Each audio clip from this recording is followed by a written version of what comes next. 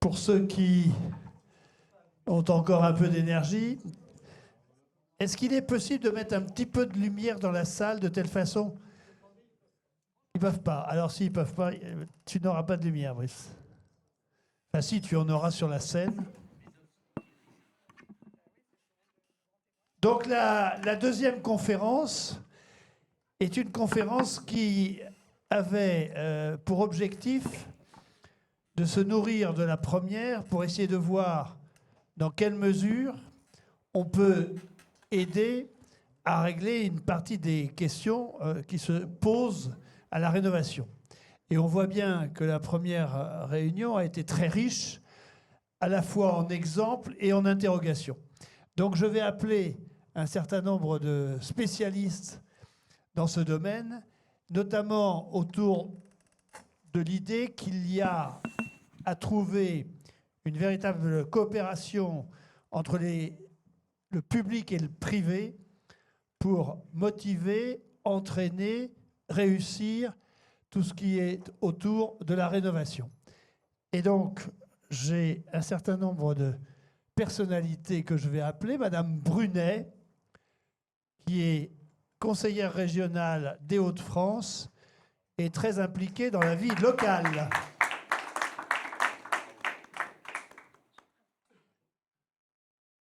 Mathias Poz, qui est directeur à l'action générale des Hauts-de-France pour EDF.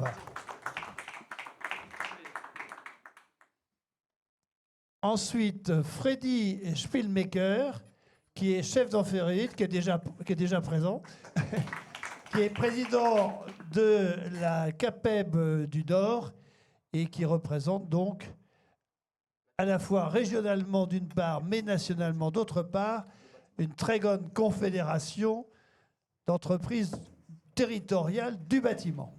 Et puis Virginie Varlet, qui est de la commune urbaine de Dunkerque, dont on a pu voir d'énormes réalisations.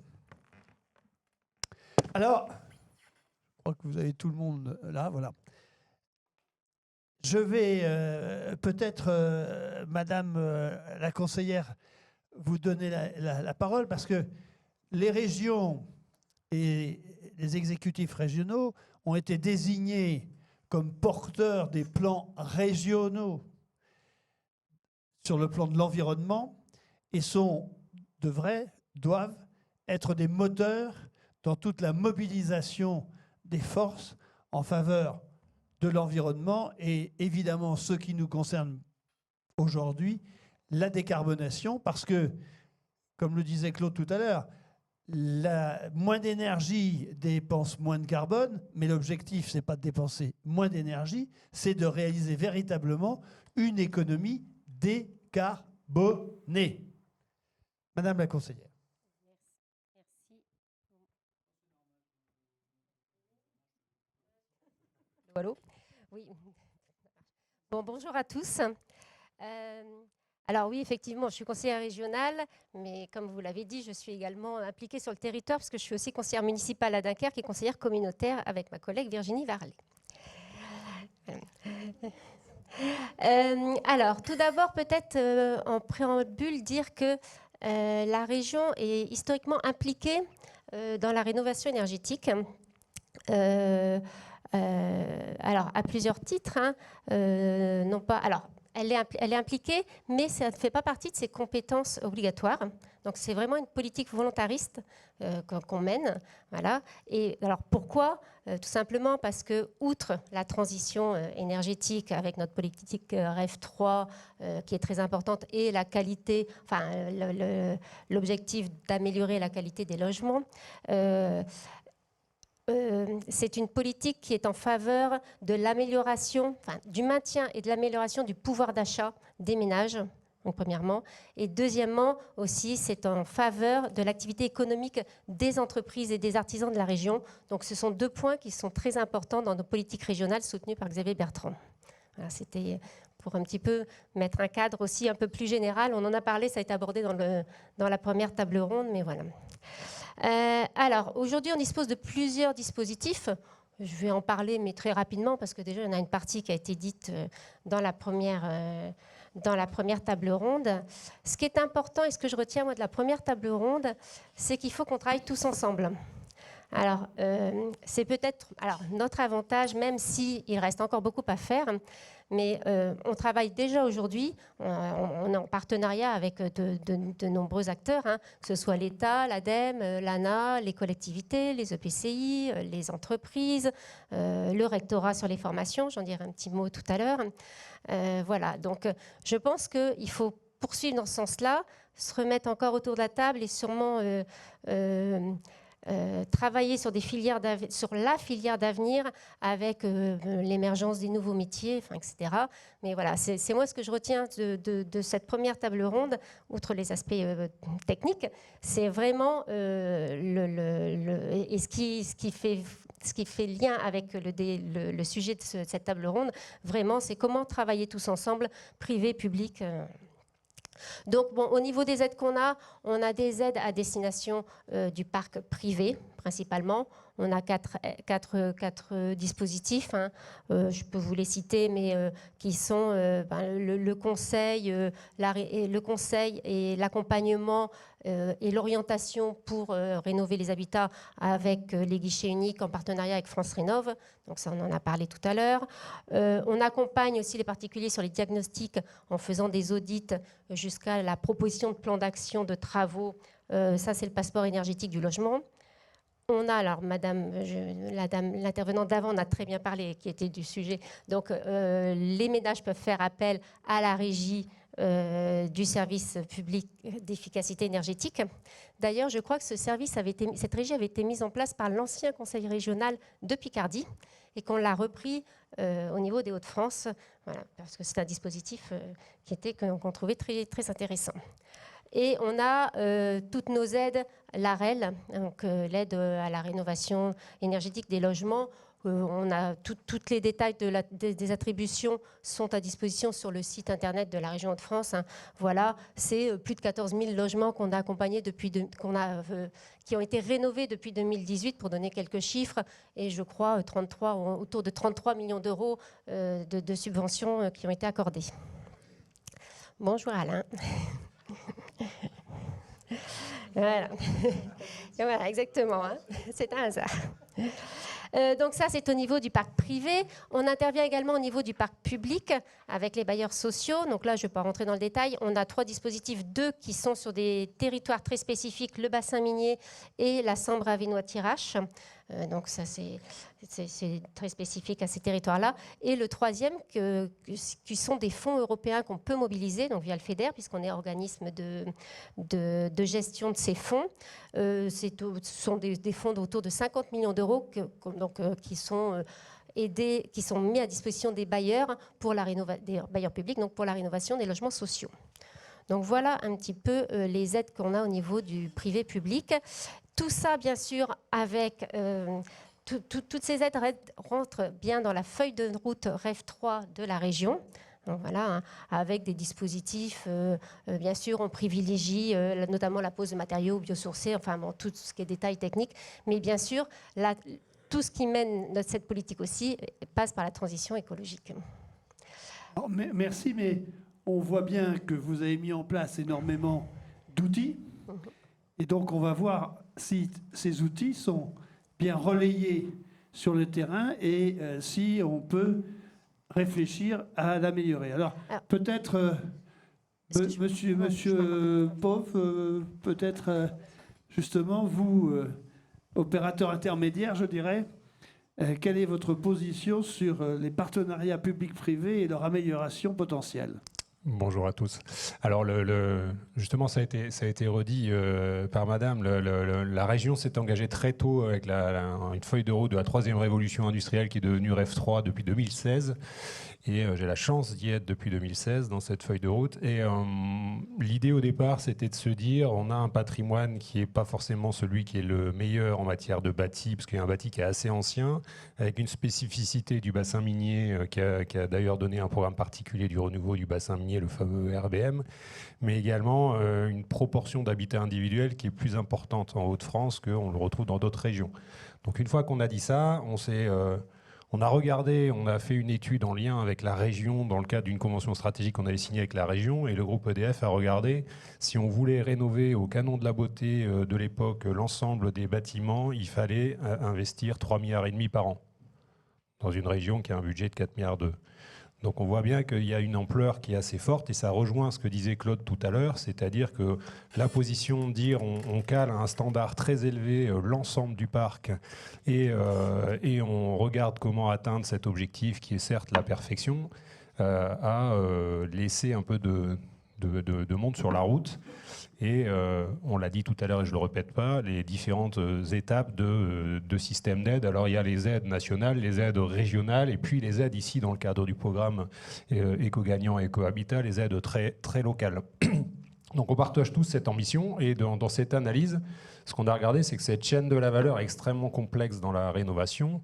Ça a été dit également, puisqu'on a une multitude d'intervenants dans cette chaîne de la valeur, avec des attentes qui sont pas toujours synchrones, et le facteur temps intervient. Une particularité de la rénovation, alors en cela on a fait tout à l'heure le parallèle avec le véhicule électrique, je pense que c'est exactement ce que vit la filière électrique, c'est que vous avez un modèle économique où vous avez des coûts en tête qui vont permettre de gagner sur la durée.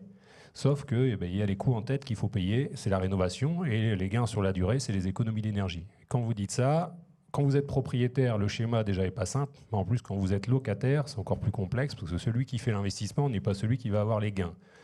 Donc on voit toujours ces systèmes. On avait étudié à l'époque les véhicules, les différents véhicules, notamment avec le SPE, qui est né en Hauts-de-France et qui est un modèle très intéressant parce que ça a permis de débloquer ces situations. Alice en a parlé tout à l'heure.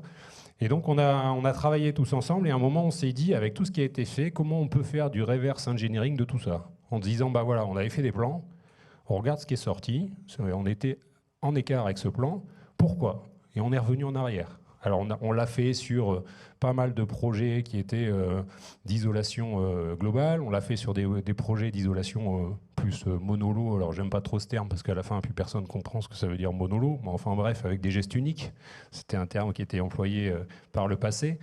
Et donc comment on fait ça? Et on l'a fait avec un bailleur social, on l'a fait avec Rabot du Tilleul à l'époque et maintenant Ramery, en se disant bah, vous, comment vous avez redémonté votre modèle économique, mais avec les chiffres réels, comment le bailleur il a redémonté son modèle économique en se disant bah, voilà ce que j'avais prévu et voilà ce que j'ai finalement fait, on est en écart, et on a essayé de trouver où étaient les freins, les identifier et les travailler.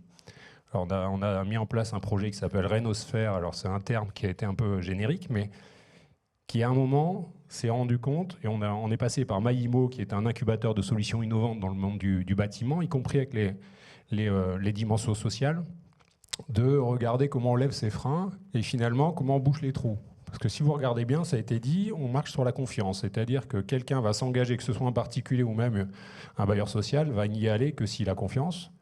Et ensuite, il va y aller s'il a une vision du modèle économique. Donc quand on parle de massification, quand on parle de hors-site, quand on parle de préfabrication, à un moment, on avait des solutions venues des pays du Nord qui étaient envisagées, et voire on attendait une généralisation, mais qui étaient sur des modèles économiques différents. Il faut avoir les solutions techniques. Or, on ne va pas avoir quelqu'un qui va engager des millions de financements s'il n'a pas la solution technique. Or, vous allez, et je pense que ce sera un des propos de monsieur de la CAPEB, c'est qu'on ne va pas avoir une filière qui va commencer à investir dans des solutions techniques sans visibilité sur le marché. Et donc tout le monde s'attend. Voilà. Donc on fait des SRADET où on dit qu'on va faire 70 000 logements par an, et puis on s'aperçoit qu'on ne les fait pas. Et puis on recontinue et on se dit on va massifier, on va automatiser, on va faire du hors-site. Et puis finalement on s'aperçoit... Alors comment on fait? Eh bien justement, alors j'ai pas la solution, mais en tout cas ce que nous on a fait, c'est qu'on s'est mis ensemble, et on a dans ce projet Rénosphère, on a souhaité utiliser le numérique pour à la fois faire du traitement de bases de données ouvertes pour caractériser le bâti. On s'est aperçu que les bailleurs sociaux, quand on est allé les voir, ils nous disaient on connaît très bien notre bâti, mais en fait ils le connaissaient assez peu. On l'a caractérisé pour, à la fin, regarder quelles sont les différentes solutions techniques qu'on peut appliquer en travaillant justement de l'autre, si j'ose dire, de l'autre côté avec la filière du bâtiment et des solutions innovantes pour avoir des chiffrages techniques et des chiffrages financiers. Et donc on a travaillé un moteur qui simule jusqu'à 300 scénarios par logement pour aller chercher la meilleure solution technico-économique. Parce que, comme on le disait tout à l'heure, ça dépend du bâti et ça dépend de la situation. Et donc, il y a plusieurs choix pour arriver à l'optimum technico-économique entre le changement de source de chaleur, la baisse des CO2, la baisse de l'énergie dite primaire, et puis les différentes techniques que l'on peut avoir en matière d'isolation et jusqu'où on va en fonction du coût pour éviter cet effet où on dépense des fortunes pour aller chercher les quelques pourcents qui sont à la fin très difficilement atteignables, sachant qu'en plus... il y a le secteur de la formation qui vous montrera que plus vous allez chercher des choses qui sont très fines, et ça dépend tellement de la mise en œuvre que bien souvent on met en œuvre des solutions qui n'apportent pas forcément le gain attendu pour des questions de mise en œuvre et pas des questions de solutions techniques. Donc ce projet-là est en train de se déployer. On est en train de voir pour le financer avec le fonds de transition juste et avec la région. Et ça a un double aspect. C'est à la fois, ça permet un moteur d'aide à la décision pour les maîtres d'ouvrage pour choisir la bonne solution. D'un autre côté, les données sont enrichies par les offreurs de solutions techniques pour qu'ils puissent, eux, avoir une vision de la quantité du marché qui va arriver. Et derrière, comment se rencontrer l'offre et la demande et commence à donner de la vision. On parlait de vision globale, c'est indispensable pour faire changer une filière, c'est d'avoir une vision pluriannuelle des volumes. Et là, on a déjà un opérateur comme SIA Habitat qui prévoit 300 maisons, etc. Et donc là, je fais le lien avec le projet qui nous intéresse aujourd'hui à Dunkerque. C'est comment on ramène ça de manière encore plus pragmatique à des plus petits volumes dans le cadre d'un programme qui est très opérant, Éco-Habitat.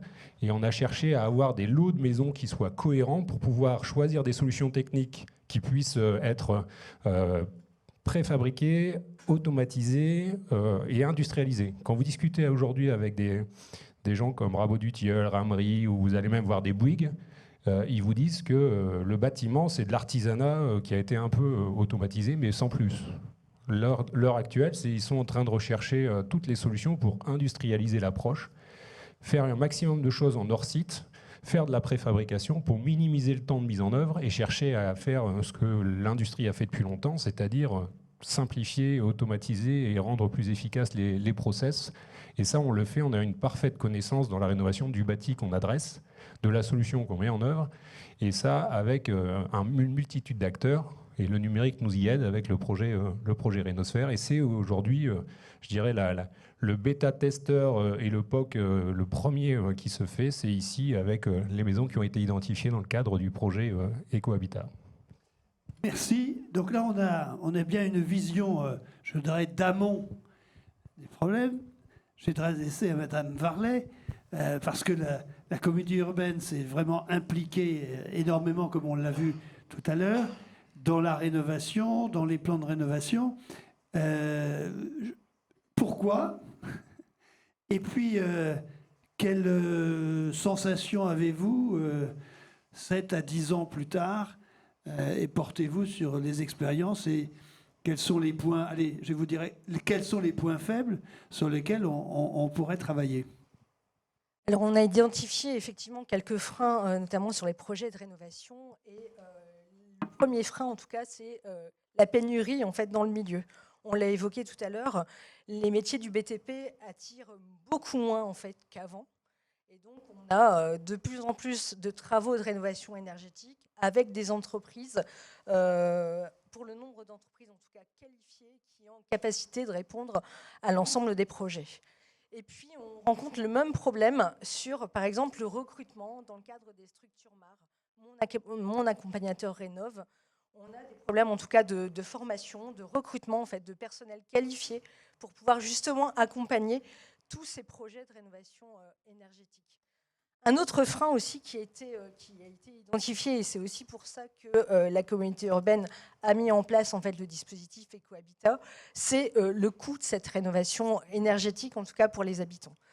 Il y a effectivement les aides de l'ANA, et soyons clairs, sans ces aides de l'ANA, 2/3 des ménages ne réaliseraient pas du tout l'ensemble des travaux qui sont proposés en termes de rénovation énergétique. Mais pour aller justement plus loin, la communauté urbaine a mis en place ce dispositif Ecohabitat et même un dispositif qui s'appelle également Ecohabitat Plus, qui est davantage ciblé aussi sur les primo-accédants. Et donc le dispositif Ecohabitat permet d'abonder, en tout cas, les aides déjà de l'ANA pour pouvoir ouvrir en fait la rénovation énergétique à un plus grand nombre et permettre justement d'amplifier et de massifier la rénovation énergétique sur l'ensemble du territoire. On a évoqué tout à l'heure les emplois qui allaient arriver au niveau industriel. Le fait qu'il fallait construire beaucoup de logements, 12 000 logements, pour répondre d'une part à une tension qui existe déjà sur le territoire en termes d'accession au logement, mais la rénovation énergétique permettra également de remettre peut-être sur le marché des logements qui permettront aussi de répondre aux habitants qui arriveront sur le territoire. Alors, on arrive au moment stratégique, il faut passer à l'œuvre. Et pour passer à l'œuvre, il faut avoir des opérateurs. Il faut avoir des bras. Il faut avoir des bras. Un peu de tête quand même. Et il faut avoir des bras. Et donc là, vous êtes bien placé pour nous parler avec tout le réseau des artisans de terrain. Merci. Je remercie EDF, Eden et l'AQ de nous avoir confié. Donc je représente, je suis chef d'entreprise et je représente la CAPEB, qui est la Confédération de l'artisanat et des petites entreprises du bâtiment. Je veux d'abord rappeler ce que c'est, parce que ça me paraît important. CAPEB, c'est un nom, mais derrière, ça a été fait par les entrepreneurs et pour les entrepreneurs, et on porte la voix des entrepreneurs près de l'État. Donc on fait ce lien. Et on essaye d'améliorer un peu, de mettre de l'huile dans les rouages pour pouvoir bien travailler, pour pouvoir avoir des artisans qui soient bien et qui aient les moyens de travailler. On représente 62 000 entreprises artisanales et ça représente 550 000 collaborateurs. Donc voilà. Tout à l'heure, j'entendais parler mes confrères, là. Il faut tout le monde pour travailler. Mais il y a la base qui est là. Et la base, les entreprises de la CAPEB, c'est des entreprises qui ont du savoir-faire. J'étais près d'un de mes collègues tout à l'heure, les établissements Fournier, pour ne pas le citer. Désolé Vincent, mais je t'aime bien. C'est une entreprise qui a 60 ans. Et voilà, il a toujours ses clients. Et pourquoi il les a? C'est parce qu'il amène du conseil, il amène de la qualité. Et ça, c'est du très terre à terre. Donc effectivement, il y a beaucoup d'idées. Je suis d'accord avec beaucoup de choses qui ont été dites. Il y a aussi des freins dans notre travail. À la demande de la CAPEB, il y a la RGE qui a été mise en place il y a quelques années pour effectivement faire le tri. Mais ça s'est retourné un petit peu contre l'idée initiale, qui était vraiment de nettoyer un peu le marché, de faire un peu la chasse aux bandits, ceux qui vendent des pompes à chaleur pour pas cher et qui les posent un peu n'importe comment parfois. Donc il y a un travail à faire sur cette RGE. Déjà pour avoir la qualification, parce que je pense un peu... Peut-être dire à tout le monde un peu ce que c'est que RGE, je ne sais pas si tout le monde a ça en tête. RGE, c'est ce qui a été mis en place avec le Grenelle de l'environnement pour... Qualifier les entreprises. Voilà, merci. Voilà ce qui permet d'avoir les bons gestes pour avoir une démarche qui soit écologique, et d'avoir une bonne mise en œuvre des produits. Comme vous l'avez évoqué tout à l'heure, c'est vrai que c'est important, au-delà de mettre de la pompe à chaleur, de bien la poser. Parce qu'il y a quelques années, on mettait des chaudières, c'est pas compliqué, une chaudière, si on n'est pas sûr de mettre une 20 kW, on met une 40 kW, ça passe. La pompe à chaleur, c'est beaucoup plus fin, il faut la déterminer, il faut travailler avec un logiciel, effectivement. Ce qu'on dit, le travail de conseil est très important, il faut faire une expertise, il faut regarder les radiateurs qui sont en place, l'isolation qui est en place, les habitudes du client. Et effectivement, pour mon cas, je suis dans le même domaine que Vincent, en plomberie chauffage. Dans 8 cas sur 10, on dit non. On dit non parce que c'est pas réalisable. Dans des milieux urbains, c'est très compliqué. Il y a ça. Ensuite, il y a des outils qui existent. Donc sur lesartisansdubâtiment.com, on peut retrouver toutes les coordonnées des entreprises. Le fait d'être à la CAPEB et d'en plus être RGE pour les artisans qui ont le temps de passer les qualifications, parce que j'en parlais tout à l'heure avec Christophe. Voilà, aller chercher une qualification, c'est de la paperasse. Je pense à nos agriculteurs ou nos infirmières. Quand on remplit des papiers, on ne fait pas notre boulot. Les infirmières, c'est près du patient. Les paysans, c'est sur les champs. Les plombiers, c'est près des chaudières ou des pompes à chaleur ou ce qu'on veut. Voilà, s'il vous plaît. Donc, on a besoin de simplification, on a besoin de facilité, de fluidification. Pour toutes les aides, j'entends énormément d'aides, de bonnes idées, etc. Très bien, les aides, effectivement, ça aide à mettre en œuvre des moyens pour tendre vers notre objectif, mais on a besoin de visibilité, on a besoin de facilité. On parlait tout à l'heure de délais de paiement incroyables, de dossiers à remplir, voilà, on en est là. Je prends des notes parce que j'ai une petite tête. Voilà. Alors, vous n'avez pas parlé du recrutement. Alors, le recrutement, il y en a qui trouvent compliqué. Moi, j'ai confiance en la jeunesse. Donc, depuis quelques années, on a beau critiquer notre président, on a quand même eu pas mal de coups de main pour ce qui est de l'apprentissage. Il y a beaucoup de centres de formation qui existent. Alors, ça peut toujours être amélioré.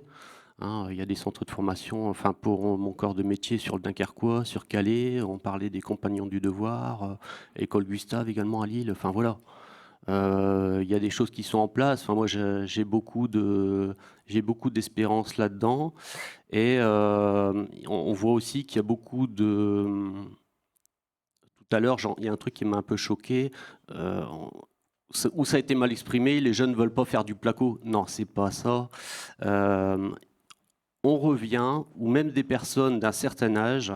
Moi, j'ai embauché, je sais plus, il y a 2 ans, un gars, il remplissait des bouteilles de coca. Voilà, il faisait ça depuis des années. Il y a eu la crise du Covid.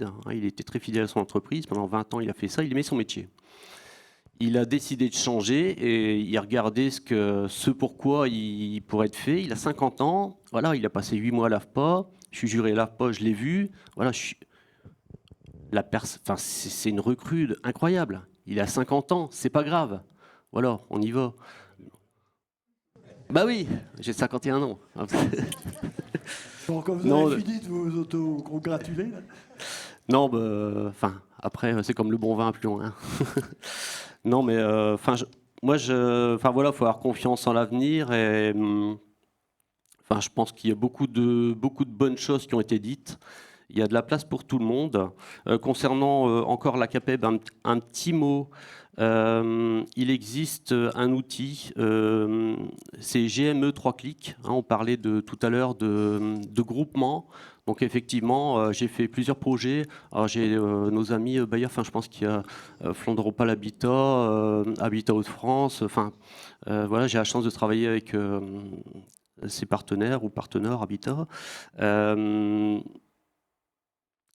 Souvent, on retrouve un électricien, une entreprise qui fait de l'isolant et un plombier chauffagiste, voilà, un menuisier s'il faut améliorer. Donc voilà, ça se fait facilement, ça peut se faire local. On parle RSE, il y a plein d'entreprises de plomberie sur Dunkerque, il y a plein d'entreprises d'isolation, il y a plein d'entreprises électriques qui sont très bonnes. Voilà, et avec cet outil, on peut faire des trucs intéressants. Voilà, penser local, ça marche très bien. Je vous donne un titre d'exemple. Je suis navré pour EDF. Moi, je pose des chaudières également. Donc, je travaille avec un autre fournisseur d'énergie.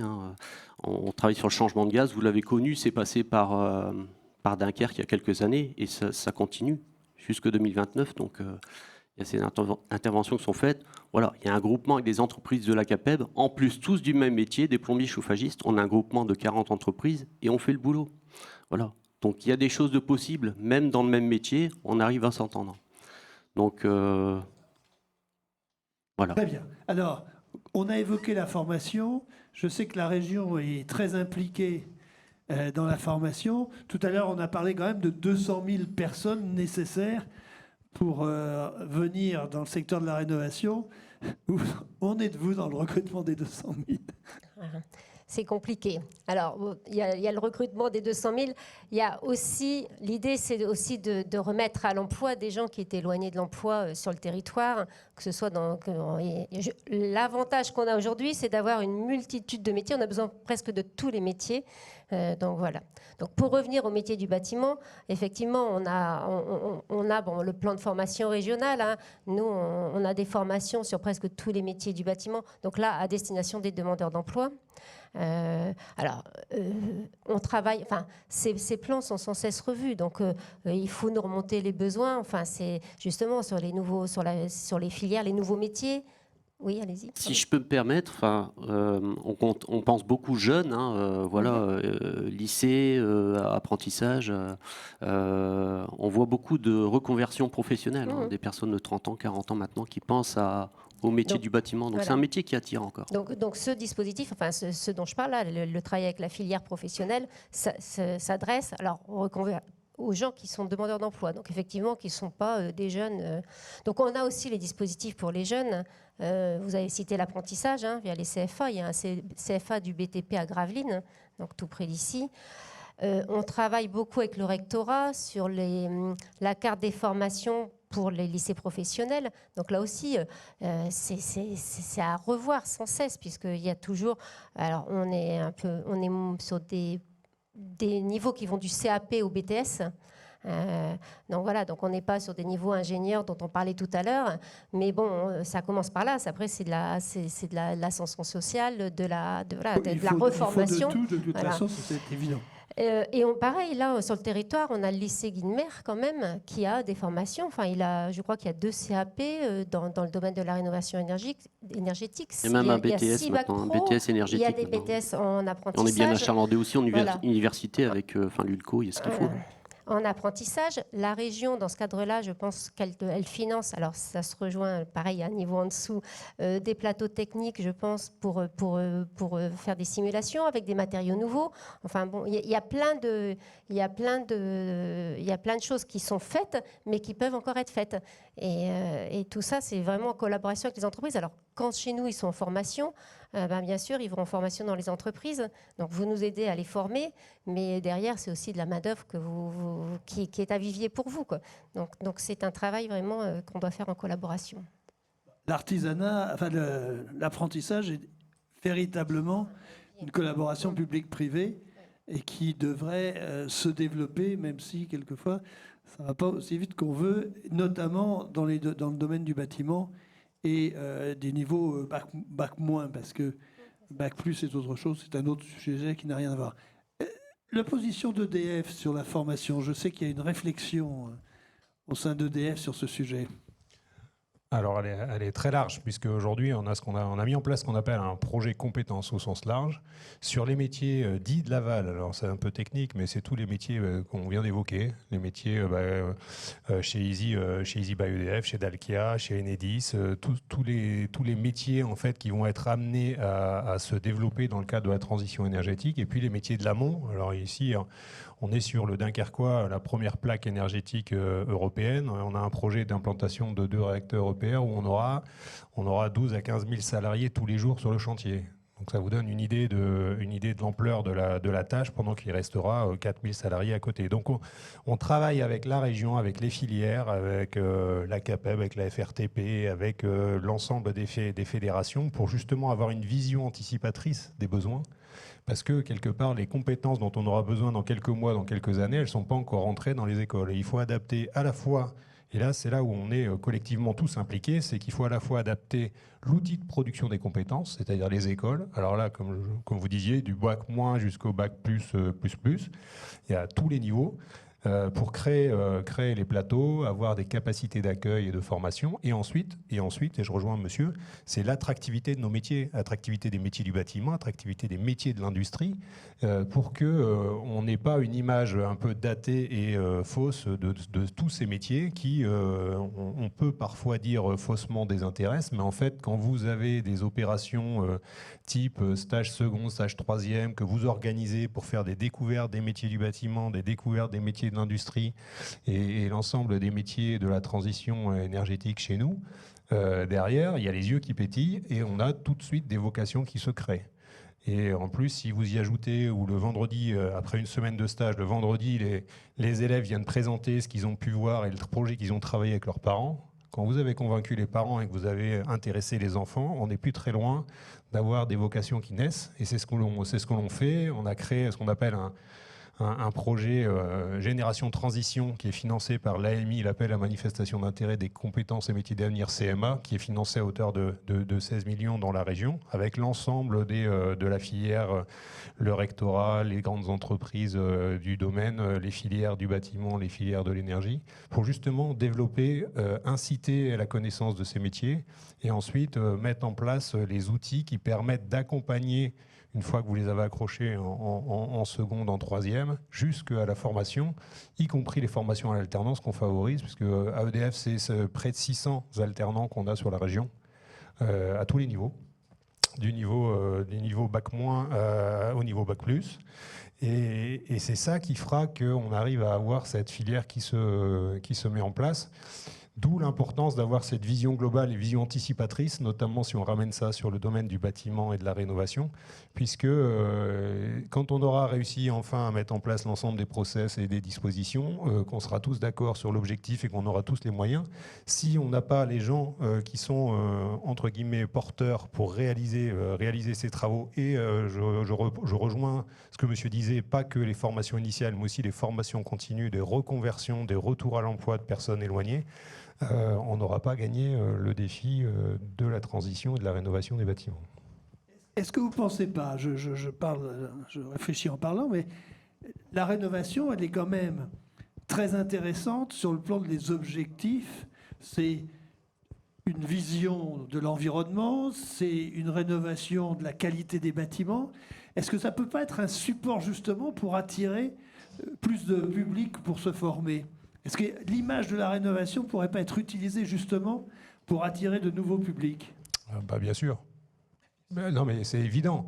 Aujourd'hui, la rénovation, c'est gagnant, gagnant, gagnant. C'est-à-dire que vous allez chez quelqu'un qui consomme beaucoup d'énergie, qui n'a pas beaucoup de confort, ça lui coûte cher, et il émet du CO2.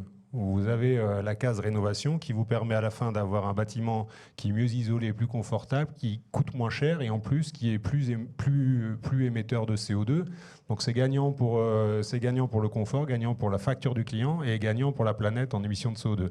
Donc si on on l'explique comme ça et qu'on ne rentre pas, et on en parlait à la pause, par une complexité, excusez-moi du terme, d'énergie primaire, de coefficients, quand on veut pas être clair, on sait bien le faire. Je pense qu'il faut être très clair et avoir des objectifs clairs de décarbonation, puisque le problème, c'est le changement climatique et les émissions de CO2. Et à partir de là, expliquer ça aux gens en expliquant qu'en agissant collectivement, on améliore le confort, on réduit les émissions de CO2, les solutions techniques existent et que l'on choisisse les solutions techniques adaptées à chaque bâti. Bâti individuel, bâti collectif et les bailleurs sociaux. On est vraiment dans une approche, on va dire, un peu holistique. Et bien souvent, quand il y a des désaccords, c'est parce que les gens ne parlent pas de la même chose. Madame Varlet, est-ce que ça peut être un support de communication vis-à-vis des jeunes Dunkerquois ?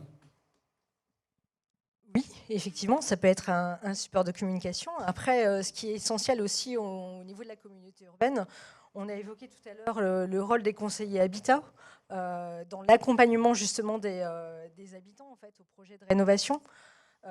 L'idée aussi au niveau de la communauté urbaine par rapport aux entreprises qui sont présentes sur le territoire, c'est aussi, on a créé, en tout cas ces conseillers ont créé une liste, en tout cas, des entreprises qui sont qualifiées RGE, on en parlait tout à l'heure, et qui ont signé une charte qualité avec la communauté urbaine, et ce qui permet aussi de rassurer les habitants quand on a un projet de rénovation énergétique, de pouvoir s'orienter, de pouvoir être orienté en tout cas vers des entreprises qui sont qualifiées et reconnues sur le territoire. On a aussi, si on parle d'accompagnement aussi des entreprises, mais pas uniquement, parce qu'en fait, on a aussi tout un accompagnement en fait, au niveau des auditeurs, des diagnostiqueurs, des maîtres d'œuvre, qui est aussi également fait par le service amélioration de l'habitat. C'est aussi de les associer en fait, et de les réunir régulièrement pour évoquer l'ensemble des aides qui sont à disposition en fait, des habitants. Des aides en fait, de l'ANA qui changent aussi régulièrement, et donc il faut aussi se tenir informé en fait, pour être bien au clair de ces aides, et puis aussi accompagner et orienter sur les aides de la collectivité pour qu'elles répondent au mieux aux habitants. Vous évoquez l'ANA, nous aurions bien voulu avoir un représentant de l'ANA autour de la table, mais M. Repentin n'a pas répondu. M. Repentin, c'est le patron, le président de l'ANA au niveau national, mais il n'a pas répondu à notre suggestion. Parce que... Après, nous sommes délégataires des aides à la pierre de l'ANA, et donc en fait, la collectivité, effectivement, attribue les aides de l'ANA. J'évoquais pas la distribution des aides, mais la détermination des travaux aidés, et on voit bien que l'évolution, enfin, si c'est une évolution, les aléas dans la distribution des aides à tout niveau a quand même été un frein. Alors, tous ces changements sont censés améliorer les choses, mais qu'est-ce que vous suggérez dans le partenariat public-privé dans ce domaine et cette multiplicité des intervenants? Alors, on a déjà en fait créé au niveau de la collectivité une convention de partenariat donc avec le SPE. Personne n'était là tout à l'heure. Et il y a eu un marché qui a été conclu aussi avec un opérateur qui est pour la collectivité, qui est Urbanis. Et donc en fait l'idée c'est que les opérateurs prennent en charge en fait l'accompagnement des habitants dans la démarche de rénovation en fait de leur logement. Ensuite il y a une autre aussi action qui a été lancée récemment, qui est plutôt en fait une action de rénovation groupée, toujours en partenariat avec le SPE, mais également en partenariat avec EDF. Et donc, en fait, on a ciblé, en tout cas sur le territoire communautaire, un quartier de Dunkerque. Donc là, en l'occurrence, c'est le quartier de Petite-Sainte, c'est le quartier de la Meunerie. En fait, on est sur des habitations qui sont caractéristiques similaires et d'années similaires. Et l'idée, en fait, c'est de pouvoir proposer en fait, à l'ensemble des habitants une rénovation qui peut se dupliquer sur l'ensemble des maisons identiques, en tout cas sur le territoire. Donc là, il y a une première réunion qui a été lancée là, à la fin du mois de septembre. L'ensemble des habitants ont été informés en fait en toute boîte, invités à une réunion publique. Il y a 80 personnes qui se sont déplacées, donc on voit vraiment qu'il y a un intérêt en tout cas à la rénovation, et que les personnes sont intéressées à partir du moment où elles sont encadrées et à partir du moment où elles sont en confiance. C'est vrai qu'on avait évoqué tout à l'heure la confiance vis-à-vis des opérateurs. Et donc sur ces 80 personnes, il y a à peu près 25 fiches contacts qui ont été établies. Et donc après, c'est le rôle des conseillers habitat de reprendre l'ensemble des dossiers et de voir effectivement quels sont les travaux qui peuvent être envisagés. Après, on ne va pas se limiter à ça, parce qu'en fait, 80 personnes sur à peu près 200 habitations, on peut se dire que c'est bien, mais que ce n'est pas forcément suffisant. Et que l'idée, c'est aussi de reprendre à tâche avec les habitations qui avaient été déjà peut-être identifiées et pour lesquelles les personnes ne se sont pas présentées, de façon à leur présenter en fait le programme. Monsieur Schmilek, vous avez dit et évoqué la possibilité de regrouper des artisans pour participer à ce type d'opération. En avez-vous en tête comme exemple? Des exemples de groupements? De regroupement, oui, de regroupement regroupement, d'entreprises. Il y a celui que j'ai nommé tout à l'heure, qui est impulsé par la CAPEB. Donc c'est le groupement de la CAPEB qui tourne depuis 4-5 ans sur tous les Hauts-de-France. Donc on est passé par Dunkerque, on est passé par l'Oise. Là on est sur Béthune, Lens, Arras. L'année prochaine sur Lille. Voilà, donc ça c'est un gros groupement vraiment qui fonctionne. Et après, en termes de petits groupements, sans utiliser l'outil que je vous disais tout à l'heure, le GME 3 clics, qui fonctionne très bien. On a des groupements locaux. Enfin voilà, on a l'habitude de se retrouver dans les différents métiers et enfin voilà, il y a suffisamment de travail pour tout le monde. Voilà, il y a toujours 3-4 plombiers, 3-4 électriciens, 3-4 menuisiers et puis on arrive à donner des réponses assez faciles. Créer un groupement, c'est pas compliqué, donc c'est pas tellement un frein ça. Vous vouliez évoquer un autre point, je crois. Oui. Oui, je veux dire, sur le fait d'avoir l'accompagnateur conseil qui va donner, qui va faire un diag et puis sortir peut-être des solutions.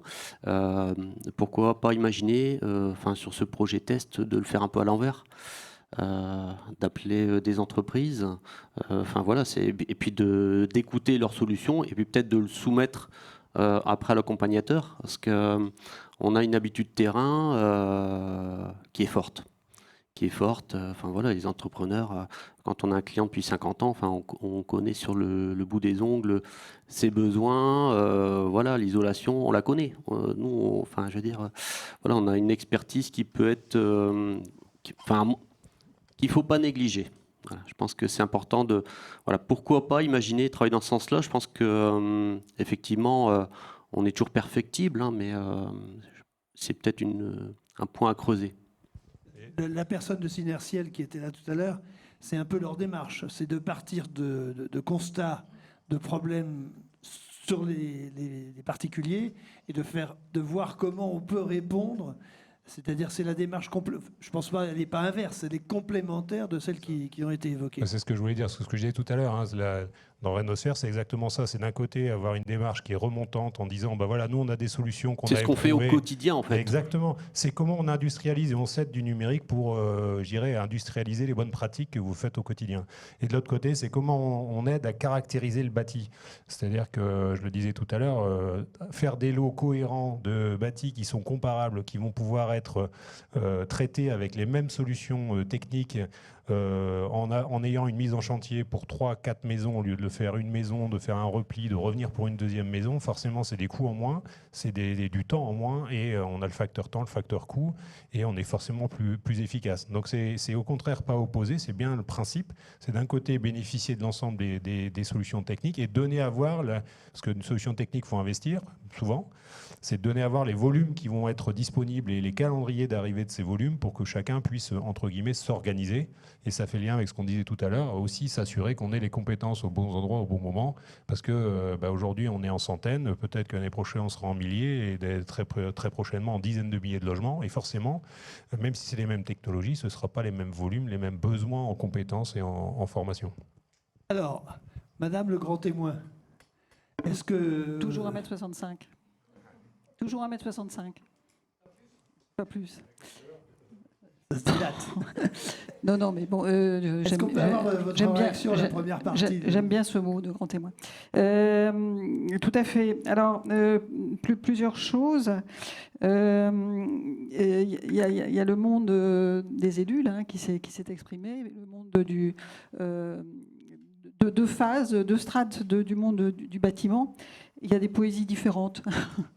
C'est vrai que par rapport au monde du bâtiment, vous avez parlé de Rhinosphère, de reverse engineering, de POC, de bêta-tester, et puis monsieur nous a parlé de savoir-faire, etc. Les deux sont bien, mais comment se parle-t-il ? Comment se parle-t-il ? C'est une question que je pose quand même, les deux étant utiles. Mais comment se parler ? Et puis, vous avez parlé de typologie de bâti, et monsieur a parlé des habitudes du client. Il y a aussi des typologies de clients, peut-être, et chaque client, vraiment, est différent, finalement. Donc, ne pas négliger que chaque personne est différente, même si son bâti ressemble à celui de son voisin. Pardon, excusez-moi. Dans un travail qu'on avait fait dans le cadre d'un projet européen UCF sur le modèle économique de rénovation groupée pour des propriétaires occupants, pour des maisons propriétaires, on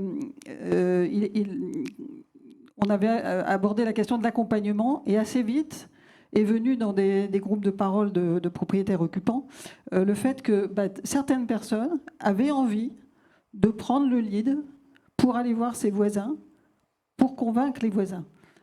Et donc, ce n'est pas forcément de l'extérieur, mais c'est une sorte d'auto-organisation entre riverains ou entre voisins. Et ça, je trouve que voilà, le facteur humain, il peut aussi être l'inverse du frein, mais bien C'est un peu l'objectif de Il y a commencer l'exemple. Attendez, Monsieur Spielmaker, il avait pris le micro le premier. Allez-y. Allez Oui, c'est l'exemple des toitures. Attendez. Quand on voit les voisins qui mettent, il y en a qui fait sa toiture, l'autre. Enfin voilà, c'est pas tout à fait ça. c'est contagieux. C'est pas tout à fait ça. C'est avant qu'il y en ait un qui commence, puisque le but, c'est faire de la rénovation groupée. C'est pas chacun l'un après l'autre. Sinon, il n'y a pas de gain. Donc c'est bien de se concerter avant. C'est un peu le modèle de l'habitat partagé ou habitat participatif, si on veut. Sauf qu'on est vraiment chez soi, chacun sur sa parcelle, etc. Donc il y a des choses juridiques qui sont éventuellement à regarder de près. Mais voilà, ce facteur humain d'auto-organisation, j'ai parlé aussi tout à l'heure d'auto-rénovation accompagnée. Enfin, je pense qu'il faut vraiment regarder ça de très près. C'est moins facile à aider, mais je pense que c'est un levier de plus. Ensuite, sur les métiers, moi je pense que de plus en plus, les gens cherchent des métiers qui font sens. On a des burn-out à plus savoir qu'en faire parce qu'il y a des métiers qui ne font pas sens et que je pense que les métiers de la conception, j'inclus la conception, de la réalisation, voire même du financement, tous ces métiers-là, ils font sens parce qu'il y a un objet à la fin. Il y a quelque chose de produit qui est visible, qui est visitable, je l'ai dit tout à l'heure, visiter, aller dans les réalisations. Et donc, moi, je pense qu'on va aller vers de plus en plus des métiers qui font sens, et il faut sans doute mettre ça en avant, dans cette notion de faire sens. Ensuite, vous avez commencé, madame, sur le faire ensemble, travailler ensemble, et le faire dès la formation initiale. Bon, voilà, le petit méta-plateau projet qu'on fait, on a plusieurs formations ensemble. C'est une galère énorme pour réunir des emplois du temps d'ingénieurs de Valenciennes avec une école d'architecture de Lille et une autre école de... Et donc, je pense que aider des formats qui décloisonnent, c'est peut-être une piste en termes d'aide. Et du coup, derrière, eh bien, c'est mettre le pied à l'étrier. Si on ne l'a pas fait en formation initiale, ça ne s'invente pas le décloisonnement. Mais par contre, une fois qu'on a décloisonné, il y a une forme d'évidence. Mais pourquoi tout le monde ne fait pas ça? Il faut vraiment mettre le pied à l'étrier. Et j'avais aussi quelque chose à dire sur la notion du parcours. C'est-à-dire que réussir le parcours, ça veut dire un format où on a testé le décloisonnement, un stage où on teste le décloisonnement, ensuite une autre expérience qui permet de compléter ces parcours de formation. Et tout ça donnant du sens, finalement. Voilà, donc c'est les réactions que j'ai. Alors, n'auriez-vous pas évoqué un concept qui s'appelle université? Vous l'écrivez comment? À l'origine, l'université avait justement pour objectif de regrouper, et je sais que dans quelques régions de France, il y a des universités des métiers qui justement ont juxtaposé des formations qui d'habitude sont en silo et qui permettent aux jeunes de se retrouver au sein de ces universités des métiers pour échanger les expressions et travailler et commencer à apprendre à travailler ensemble. Donc on a réinventé l'université, c'est bien.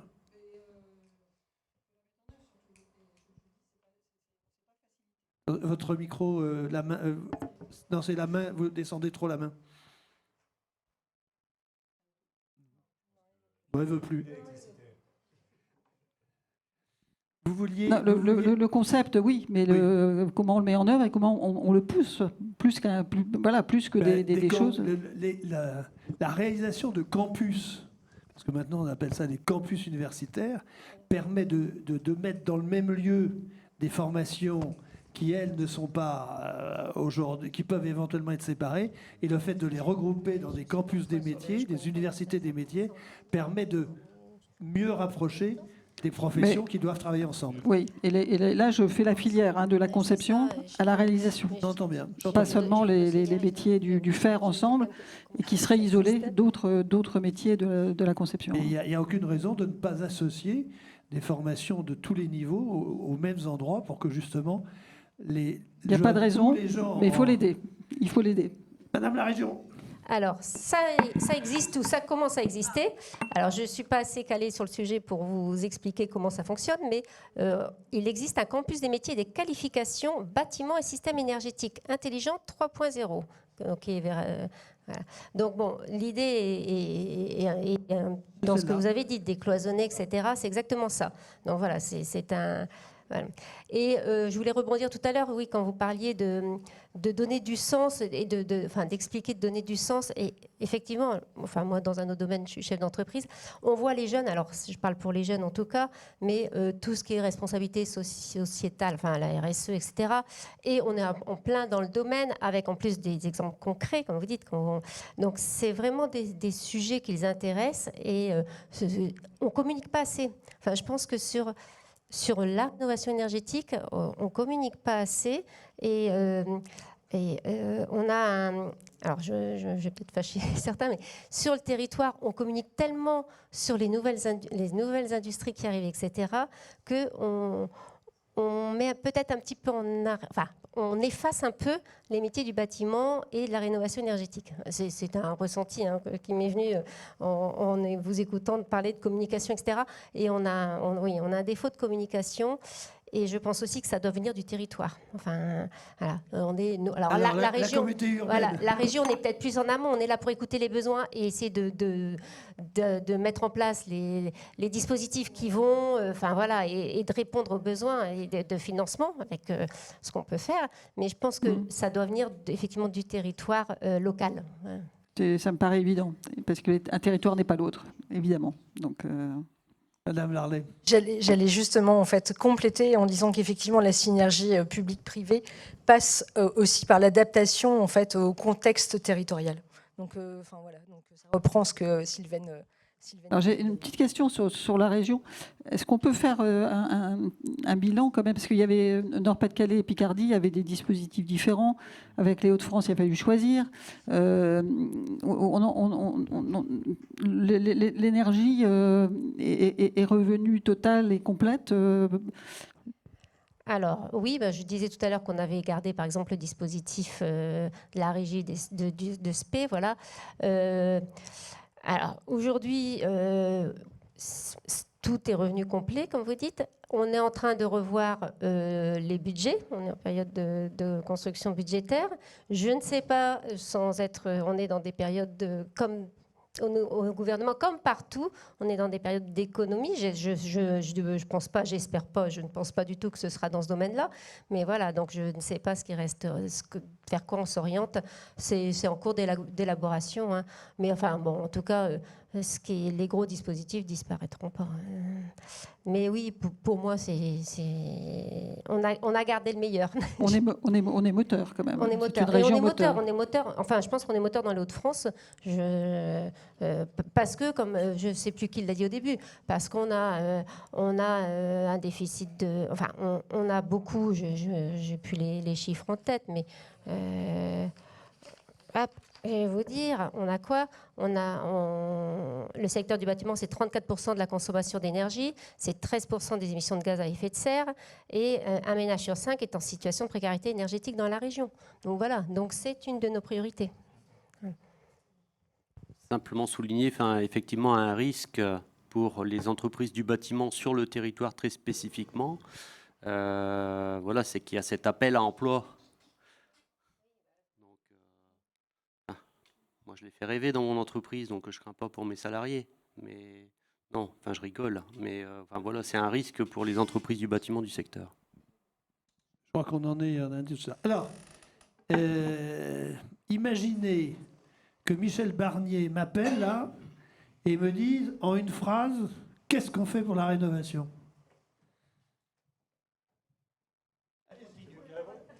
Sympa.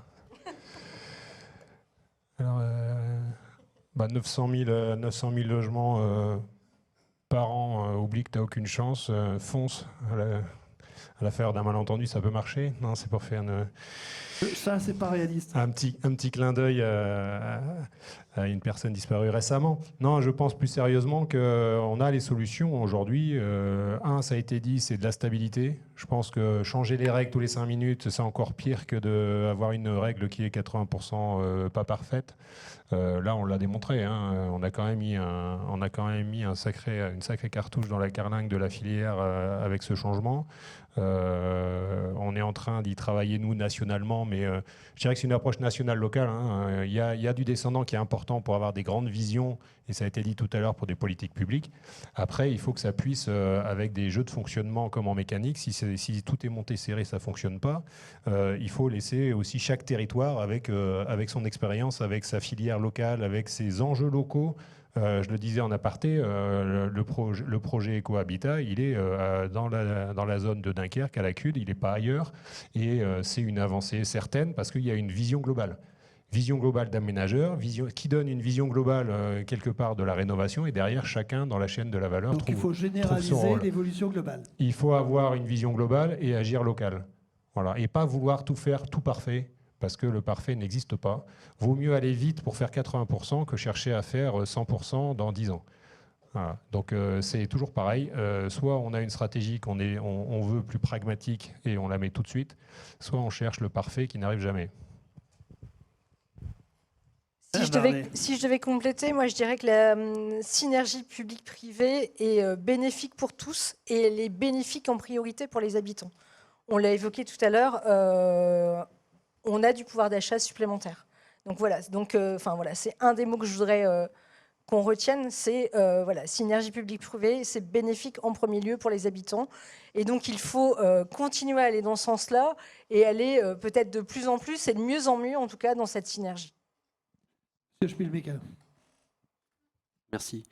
Oui, effectivement, il y a déjà des choses en place, hein, et ça fonctionne, hein, Christophe. Enfin, voilà.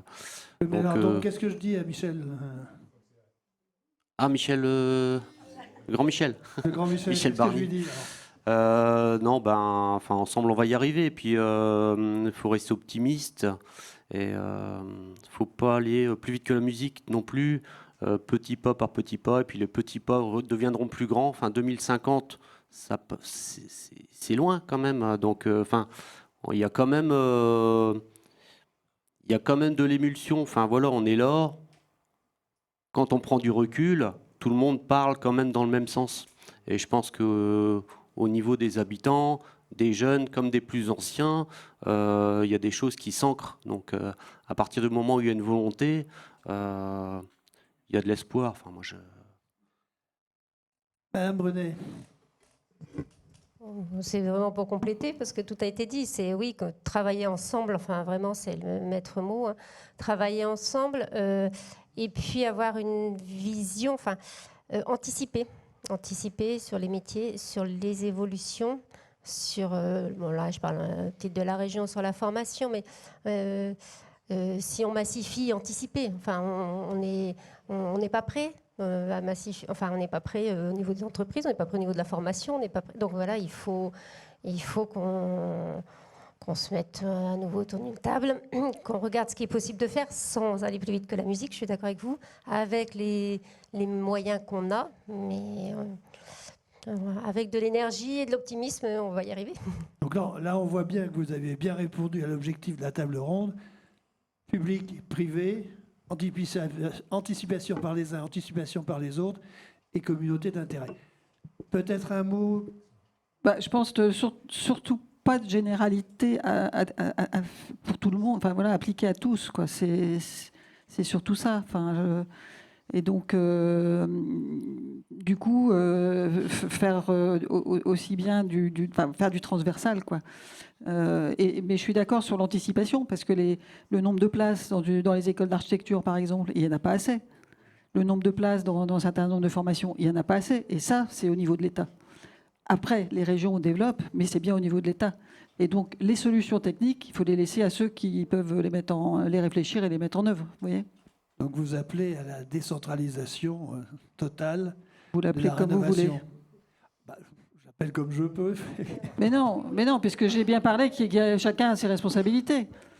Mais il ne faut pas mélanger les strates de responsabilité, sinon on ne s'en sort pas. Et c'est là où on a des millefeuilles sur les mêmes sujets. Donc voilà, chacun ses zones de compétences. Oui.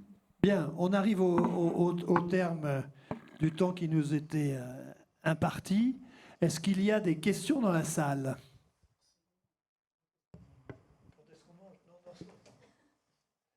Bon, bah écoutez, je voudrais quand même faire remarquer que cette table ronde est totalement paritaire. C'est à la mode. En tout cas, merci à tous les quatre. Merci Madame la grand témoin. Et puis, je pense que nous allons passer aux conclusions.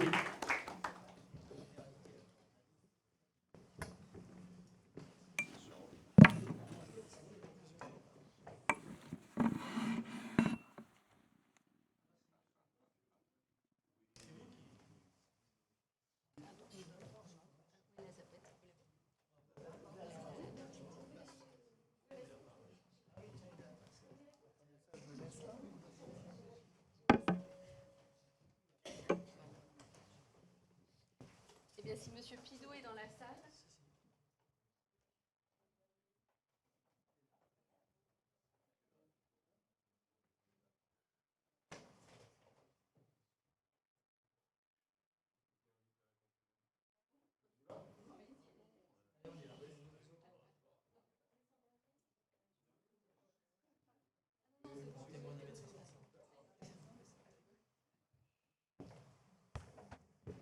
On vous laisse la conclusion de la conclusion. Oui.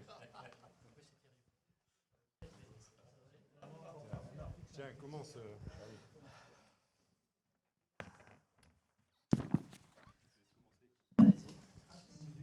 C'est toi qui commence. Non, c'est toi. Bien. Monsieur le ministre, monsieur le directeur régional, monsieur le vice-président, mesdames, messieurs, au grade des qualités, bonsoir. Donc, merci d'être venu à Dunkerque. Merci d'avoir choisi Dunkerque. Le sujet est intéressant. Quand on en a discuté avec Mathias, c'était de dire comment une administration, comment un territoire puisse s'adapter. Et je le dis avec beaucoup d'humour, mais il faut des élus de tempérament. Alors moi, j'ai eu la chance, j'ai eu des élus de tempérament qui sont aussi des amis, mais des élus de tempérament. Il y avait Patrice Verritte qui était ministre du Logement, et puis j'en ai un qui a aussi beaucoup de tempérament. Je ne citerai pas son nom, n'est-ce pas là ?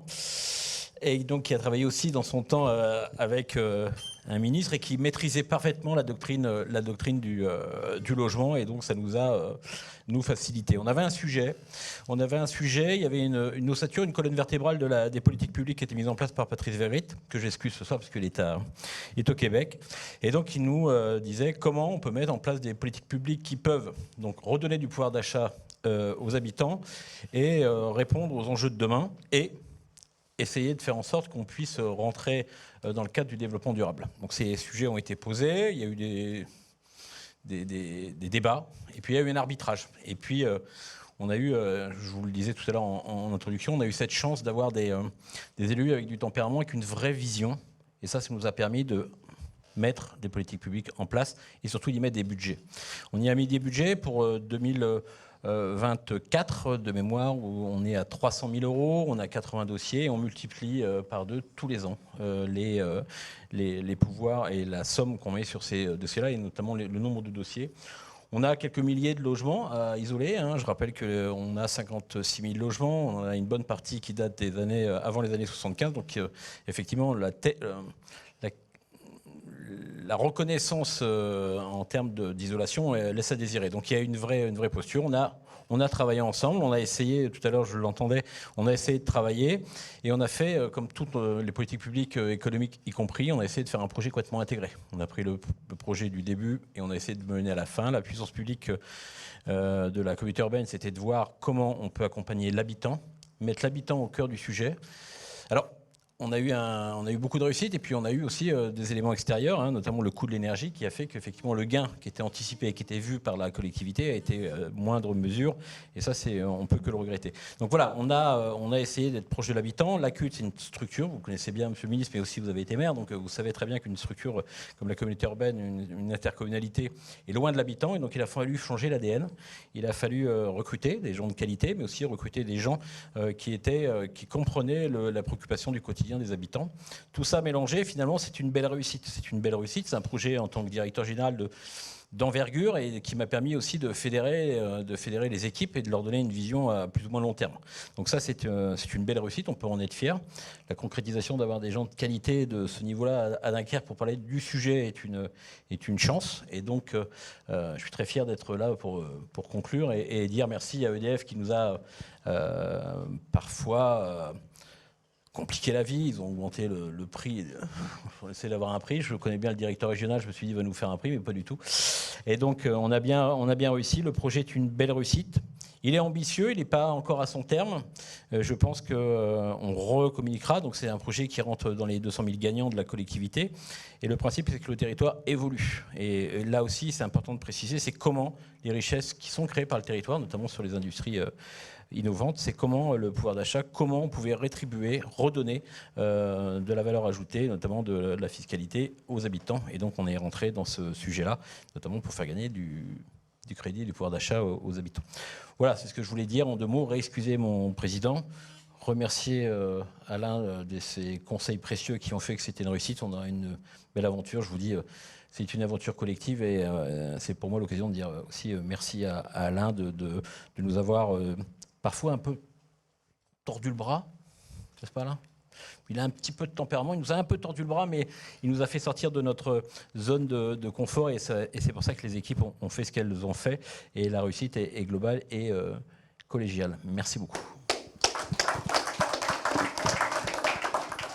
Je ne vais pas être très long parce beaucoup de choses ont été dites. Je voulais juste rappeler qu'il y a plus de 10 ans maintenant, on était ensemble et on s'est dit il y a une question qu'il faut adresser, c'est le CO2, quand personne n'en parlait. Personne n'en parlait. On en parlait à Dunkerque en se disant on a la première plaque industrielle et énergétique, industrielle ou portuaire comme on dit, et la première empreinte énergétique d'Europe, sauf que c'est aussi la plus émettrice. Et on est parti peut-être les premiers ici collectivement à se dire comment on peut agir. Et on a travaillé à des projets qui sont en train maintenant de se concrétiser. Alors on parle beaucoup, et ça a été dit tout à l'heure, des grands projets, produire décarboner avec des grands réacteurs nucléaires, des parcs éoliens offshore, revoir comment les grands industriels peuvent décarboner leur production. Mais aussi, et c'est une approche globale, et tu le rappelais, d'aller chercher aussi toutes les solutions qui peuvent permettre de décarboner au quotidien, dans la vie de tous les jours, et notamment dans l'habitat, qui est un des premiers émetteurs. Et on s'est creusé un peu la tête pour voir comment agir. Ce qui a été dit beaucoup aujourd'hui, c'est qu'il y a beaucoup de théories. Il y a beaucoup de théories qui en plus varient régulièrement. Maintenant, c'est comment on passe concrètement, on agit, on simplifie, on a des indicateurs qui reflètent l'objectif recherché et pas des équations bien complexes qui permettent parfois de rien changer. Et cette action, on l'a mis collectivement avec une volonté, c'était la volonté du groupe EDF et que j'ai voulu apporter, c'est comment notre ingénierie et notre connaissance avec notre R&D et notre connaissance du bâtiment assez fine en data, on peut extraire de la complexité. On a tous vu que c'était très complexe ce process de réno. Comment on arrive à extraire cette complexité pour que le programme sur des maisons bien ciblées, en se disant qu'on n'était pas obligé de commencer par les bâtis qui étaient les plus complexes. Donc on a bien ciblé des maisons qui se ressemblaient, même si chaque projet est différent, c'est quand même plus simple d'avoir une approche homogène. Et on a appliqué ce dispositif et on a cherché à faire, parce que c'est en faisant qu'on inspire la confiance, et quand on inspire la confiance, on reproduit, et après... je reprends les petits pas, 80 deviennent 800, 800 deviennent 8000, et en plus, on amorce cette pompe et on décarbone le bâti avec une réalité, je le disais tout à l'heure, gagnant, gagnant, gagnant, gagnant pour le pouvoir d'achat, gagnant pour le confort et gagnant pour la planète. Donc merci de travailler ensemble et merci sur ce projet-là, comme sur les très grands projets dont la presse se répand plus régulièrement, mais c'est un travail collectif et à tous les bouts de la chaîne, pas seulement en amont, mais aussi en aval. Merci à vous.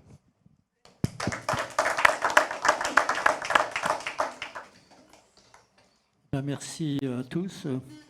Il me revient l'honneur de clore, d'abord en remerciant tous ceux qui sont venus, en remerciant les organisateurs, en remerciant les élus, et en félicitant la communauté urbaine de Dunkerque et la région Nord-Pas-de-Calais, la région Hauts-de-France, excusez-moi.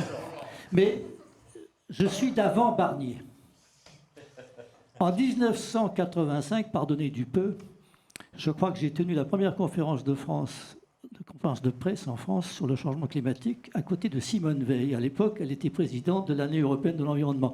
À l'époque, ça n'avait pas intéressé grand monde. Seule une journaliste de la météo de France 2, Antenne 2, je ne sais plus comment ça s'appelait à l'époque, qui s'appelait Brigitte Simonetta, je ne sais pas qui c'est, ça éveille un souvenir chez quelques-uns d'entre eux, avait répercuté. Et donc maintenant, quelques années plus tard, avant que M. Barnier, donc, qui est un jeune pour moi, n'arrive avec son budget, ça me fait vraiment plaisir de voir à quel point la question du changement climatique et la question de l'engagement de tous pour répondre à cette horrible menace, c'est quand même une horrible menace. Regardez ce qui vient de se passer aux États-Unis. Et donc, à quel point vous avez pris ça à bras-le-corps. Et pour moi, j'en retire un certain nombre de généralités. Madame l'architecte a dit qu'il ne fallait pas de généralités trop, mais quand même quelques-unes. Et d'abord, justement, qu'il n'en faut pas. C'est que le génie du lieu est une question extrêmement importante. Tous les lieux sont différents. Et d'ailleurs, on le voit, la réglementation cherche à épouser les caractéristiques des lieux, puisque pour la réglementation des bâtiments, ce n'est pas la même chose en Provence, ce n'est pas la même chose dans les Hauts-de-France, ce n'est pas la même chose en Bretagne, etc. Bon, et donc, ce qui me frappe, c'est ça, d'abord, le génie du lieu, votre propre engagement. Vous avez inventé des tas de techniques, vous avez, comme disait le monsieur tout à l'heure, je prends du temps maintenant, je prends du temps à discuter avec tout le monde. Ce n'est pas un truc rapide où je fais toc-toc, non, je prends du temps, je vérifie. Et donc, ça, c'est très important. Et c'est pour ça qu'il n'y en a pas beaucoup de maisons, si je puis dire, ou de logements. Ça prend du temps. Et donc, la première leçon, c'est persévérance. Persévérance. Surtout, n'arrêtez pas, tenez bon. Même parce qu'en ce moment, il y a des gens qui disent « Oh, le changement climatique nous embête avec ça ». Non, tenez bon. Et la deuxième chose que vous avez tous répétée, c'est « le mieux est l'ennemi du bien ». Pas de surenchère. Et si je peux vous surprendre, parce que je m'y connais un peu, l'accord de Paris nous dit « il ne faut pas dépasser 2 degrés Celsius d'augmentation de température de la surface du globe avant l'an 2100. Donc, on a le temps, si je puis me permettre. 2100, en principe, ça devait être 2070 dans la tête des négociateurs. Donc, nous sommes tous engagés par cet accord. C'est un accord international contraignant. L'Europe et la France, pour faire mieux, on dit on va faire mieux. On va faire mieux, on va faire 1,5 degré Celsius et on va le faire en 2050. Le seul problème, c'est que nous y sommes déjà à 1,5 degré Celsius. Donc, ça va être difficile de tenir là-dessus. Et donc, vous avez tous répété sans cesse le mieux est l'ennemi du bien, et on a parlé évidemment de cette catastrophe pour les filières, qui était la réforme de MaPrimeRénov'. On n'aide plus que les rénovations d'ampleur, et donc tous les monogestes, tous les trucs par geste, c'est foutu. Alors, résultat, immédiatement, tout se casse la gueule. Le marché de la pompe à chaleur se casse la gueule, et entre nous, soit dit, on a beaucoup parlé de la pompe à chaleur aujourd'hui. On a même dit qu'il ne fallait pas mettre de la pompe à chaleur quand on n'avait pas isolé. Ou on a même dit, j'en fais seulement 8 fois sur 10, je dis non. Ah, on est bien barré, alors, dis donc. Hein. La pompe à chaleur, excusez-moi, même si vous n'isolez pas, c'est mieux que la chaudière à gaz, excusez-moi. Parce que dire ça, vous diriez la même chose de la chaudière à gaz ou à fioul. Il faut mieux ne pas en mettre si on n'est pas isolé, parce qu'il faut de toute manière isoler. Voilà. Mais vous avez tous dit, et ça m'a frappé, isolation, isoler. Excusez-moi, c'est isoler le problème ou c'est lutter contre le changement climatique? Excusez-moi, ce n'est pas la même chose. Et ça, c'est une question extrêmement importante. Il se trouve que j'ai fait un peu de politique dans ma vie, je le regrette. J'ai appris qu'il y avait des lobbies, qu'il y avait des batailles. Pendant très longtemps, il y a eu une bataille. Il y a eu une bataille, par exemple, mes amis écolos, qui sont très, très impatients toujours, qui sont généralement, il faut que ce soit plus vite, ils n'aimaient pas les centrales nucléaires pendant très longtemps. Et ils étaient très puissants en France. Et au Grenelle de l'environnement, ils étaient très puissants. Et donc, ils se sont débrouillés, vraiment, et ils ont gagné pendant très longtemps, avec la première réglementation des bâtiments, qui a privilégié le gaz. Bon, privilégier le gaz, parce que comme on n'aime pas le nucléaire, on n'aime pas forcément l'électricité, ça va ensemble. Donc, pendant très longtemps, hein, on a eu ça, ces batailles, elles ont eu lieu. Alors maintenant, on a enfin compris qu'il fallait électrifier. Pourquoi est-ce qu'il faut électrifier? Parce qu'on peut produire de l'électricité de manière décarbonée. Et parce que l'électricité, incroyable vecteur d'énergie, se glisse partout, vous pouvez tout faire avec l'électricité, tandis qu'avec le gaz, vous ne pouvez pas tout faire. Voilà. Donc c'est donc très important de comprendre ça, et notamment que pour l'isolation et pour la réduction de la consommation d'énergie ou des émissions de gaz à effet de serre, vous pouvez piloter. On n'a pas beaucoup parlé du pilotage. Et la question du pilotage, c'est-à-dire du numérique, de la numérisation de la consommation, de la manière dont on peut, grâce à Linky d'ailleurs, ou grâce à d'autres progrès, gérer en quelque sorte le chauffage de sa maison, c'est quelque chose de très important et qu'on a oublié. Et ça devient absolument capital dans la transition, parce que vous n'arriverez pas, avec les véhicules électriques, avec l'ensemble des appels de pointe, etc., vous n'y arriverez pas sans pilotage. Donc il faut savoir que ceci existe. Donc, le mieux est l'ennemi du bien, on en a parlé. Quand on parle de rénovation des bâtiments, on l'a dit, ça m'a fait plaisir, les Français rénovent leurs bâtiments, ils rénovent leur logement. Ben oui, parce que dans un pays, vivre mieux, vivre correctement, vivre avec plus de confort, dans un environnement sain, hein, la santé c'est important, ou la pollution de l'air, tous ces trucs-là, si possible près d'une ligne de bus ou de métro, par exemple, c'est tellement mieux aussi, etc. On a un enfant qui naît, on va ajouter une pièce. Ah merde, maintenant on travaille tous à la maison, mon ordinateur, je le mets où, comment je fais, etc. On vieillit, donc on vieillit, oulala, je ne vais pas remonter les escaliers, comment je vais faire.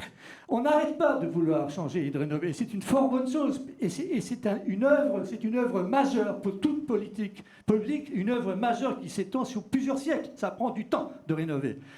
Et alors, c'est ce que nous faisons donc maintenant. Ça m'a beaucoup frappé quand je parlais de pompes à chaleur. Dans le temps, les ministères français, vos responsables politiques, se retrouvent dans des palais qui ont été construits il y a longtemps. Et à l'époque, on avait des cheminées. Et quand on arrivait au dessert, on disait « Vous voulez allumer dans le salon ? Parce qu'on va y passer dans 10 minutes. » Donc on allumait au fur et à mesure chaque pièce. Et à l'époque, les pièces, l'architecture était fondée sur le fait qu'on avait que du bois. Voilà, c'était comme ça. Aujourd'hui, la pompe à chaleur, eh ben, elle va imposer une nouvelle architecture. C'est aussi simple que ça. De la même manière que les voitures à essence imposaient un réseau extraordinaire de pompes à essence et autres, eh ben, les voitures électriques, ça va être très différent. Les pompes à chaleur, c'est une chaleur diffuse, douce. C'est pas le truc pointu qui va booster le circuit de chauffage avec les radiateurs. C'est plus compliqué, c'est plus doux.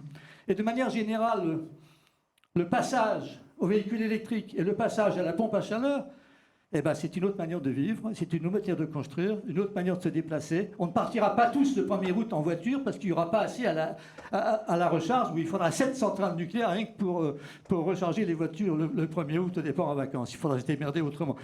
Tout ça est très différent. Et donc aujourd'hui que nous sommes au début de ce passage, la pompe à chaleur et le véhicule électrique, c'est vachement moins commode que le véhicule à essence ou la chaudière à gaz murale qui est tellement simple. C'est beaucoup moins simple, oui, pour l'instant, oui. Et c'est encore plus cher pour l'instant.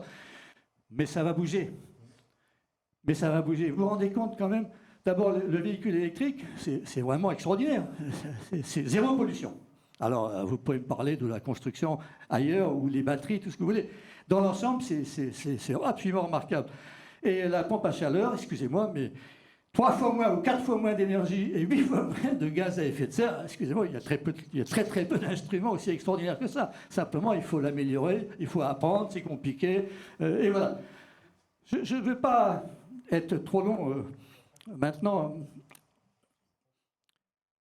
Je voudrais simplement terminer en disant, comme il y a des batailles, nous sommes dans une situation où nous avons décidé, à juste titre, qu'il fallait mesurer la performance énergétique d'un bâtiment pour pouvoir l'améliorer. Ça paraît logique. Et donc nous avons inventé ce qu'on appelle le diagnostic de performance énergétique des bâtiments. Le seul problème, c'est que ce diagnostic est en effet calculé en énergie primaire.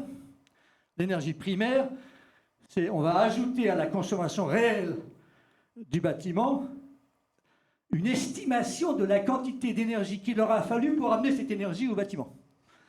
Alors on se dit très bien, pourquoi pas. Après tout, c'est vrai qu'il faut faire des trous pour aller chercher du pétrole, pour aller raffiner, pour aller l'amener dans des pipes. Ah non, non, non, c'est uniquement pour l'électricité.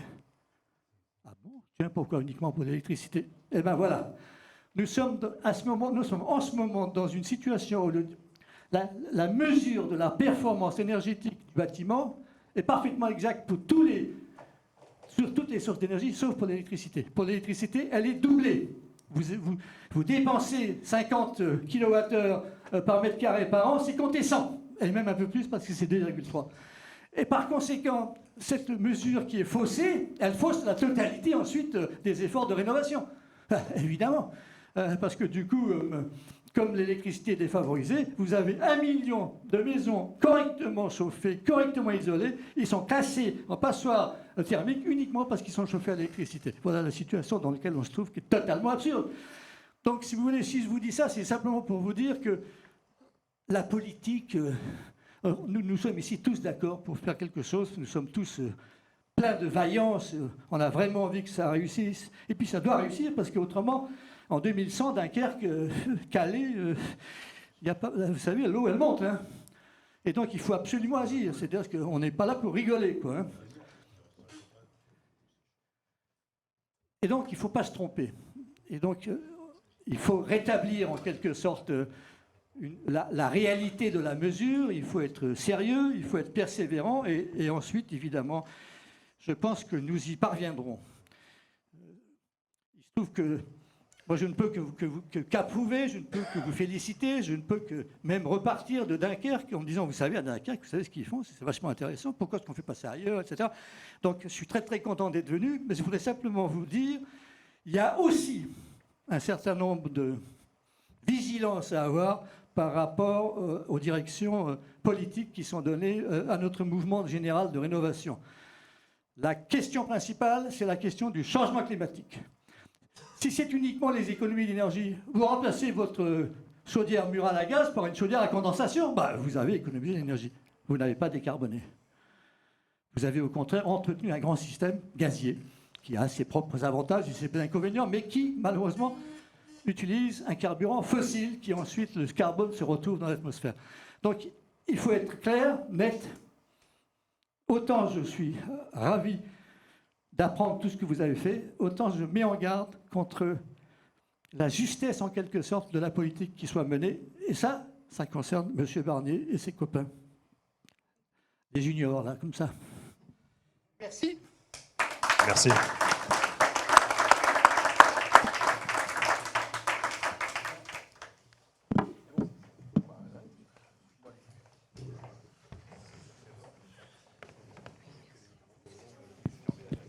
Je crois, Nicole, il y a une collation qui nous attend. À l'accueil, pour trinquer à cette belle journée.